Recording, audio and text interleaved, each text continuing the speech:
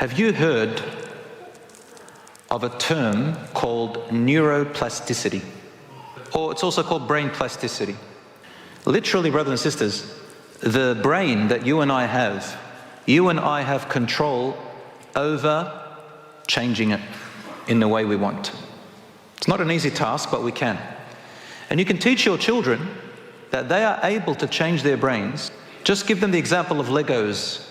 You can build the Legos, dismantle the Legos, rebuild them in a different way, change parts of it here, like Legos, like blocks of Legos.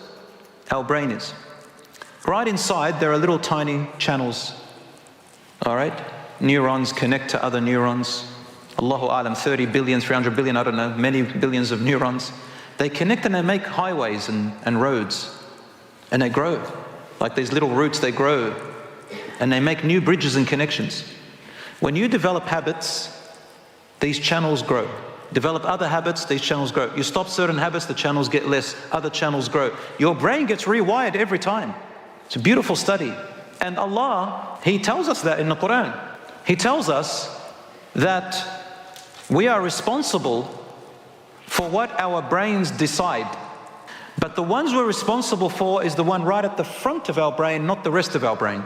Does anyone know at what age the child's brain is almost fully complete, close to adulthood? At what age do you think it's almost fully complete? Modern studies tell us about 6, could be 7, around that age. It's true. That means the way the child grew up with their parents and their environment and their experiences, there are those channels in the brain have already been set at 6 or 7 years old. After that, the brain starts developing in a different way. And when you reach puberty, guess what starts to develop in your brain? The front part of your brain, prefrontal cortex. That keeps growing until about 25 years old. That's the place responsible for judgment, decision-making, fears, and so on and so forth. Rationale, all that, making decisions through it. Allah says in the Quran, كَلَّا لَإِن لَمْ يَنْتَهِ لَنَسْفَعًا بِالنَّاصِيَةِ نَاصِيَةٍ كَاذِبَةٍ خَاطِئَةٍ.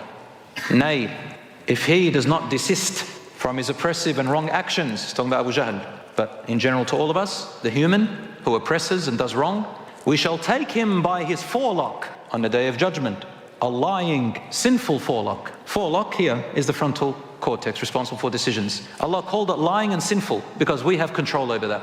Now what affects that? Our brain development. Now when you understand this, brothers and sisters, you have a bit more empathy on yourself. You say to yourself, subhanallah, my upbringing was a little bit like this and like that. Can I change it? Yes, inshallah you can. Ibn al-Qayyim, rahmatullah alayhi, writes in his book, he mentions how habits develop, good and bad habits. So he uses the example of sins. He says, every bad habit, every sinful habit begins with a thought. A what? A thought. Whisper, comes and goes. If you catch that thought and hold on to it, it turns into an idea. If you hold on to the idea and don't repel it, it turns into a plan. If you hold on to the plan and you don't repel it, it turns into an action. If you repeat the action, the less you feel sensitive towards it and the more normalized it becomes, then it turns into a habit. And what do habits turn into if you don't deal with them? Addictions. Now, the reversal is the same way. Come up with a thought to counter it, then get an idea, plan it, do an action, get into the opposite habit again and again, and inshallah it'll go away. Example, a young person reaches puberty and the hormones begin to ignite, sexual hormones. A friend at school says there are websites you can look at to satisfy your desire. He goes and thinks, my parents watch me everywhere, they've got this, then he goes, how am I going to do it? I've got a thought I want to look. How am I going to do it? I'll get an idea. The idea is, use some kind of software or some way, ask my friends. Then a plan, I'll choose the right time, this is where I'm going to look. Then the action happens. They didn't get caught. So they remember the pleasure. Next time, again, and again, and again, and again, then it becomes a habit. Then it becomes an addiction. How to reverse that? Number one, you need willpower.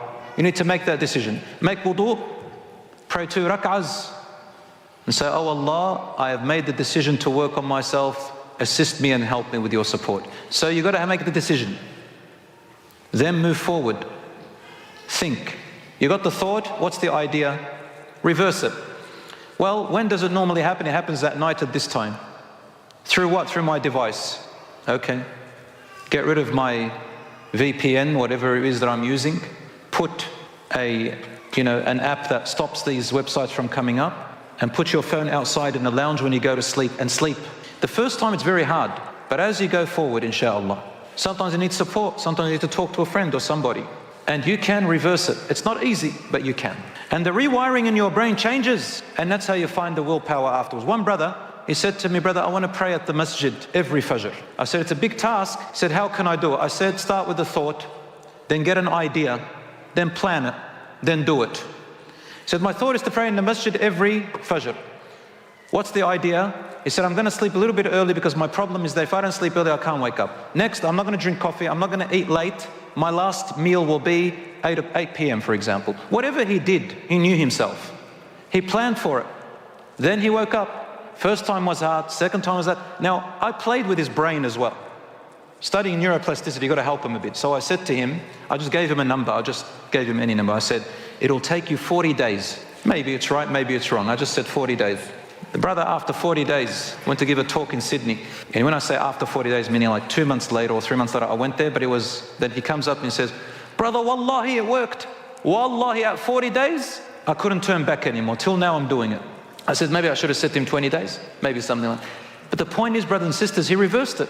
And it became a habit. It became easy. But you can't expect everything to happen straight away.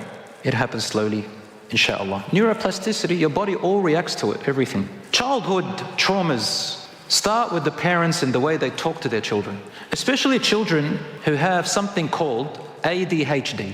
It's a problem with attention disorder. And what happens is that we don't understand that, we don't read a lot, we tend to make it worse. This child truly is born with a slight delay.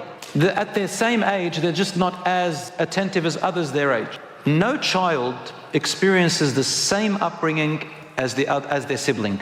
A brother who is the oldest does not have the same experience as the brother who is second, or the youngest, or the middle child, or the girl. It's like each one had their own family. Literally, if you have 5 children, they had 5 different families. The older child is treated different to the youngest one. The youngest one is spoiled. Everything is cute. The older one, there's a bit more responsibility. And the middle one is usually neglected. And then we come to treat each one of them with the same consequence and the same words. It's very hard to parent, and Allah subhanahu wa ta'ala forgives us for our shortcoming. But we do need to read more about parenting and these new names. So you have a child, for example, who is diagnosed with ADHD. Now, before I say something, one thing I tell my young brothers and sisters, my dear, and I'm old enough to be your father for some of you, my dear son, my dear daughter, my dear brother, my dear sister, never, ever, ever, remember this, never, ever self-diagnose. Don't diagnose yourself as if you're your psychologist. Just because you had a bit of anxiety or a bit of depression or your chest was a little bit constricted, does not mean you are sick.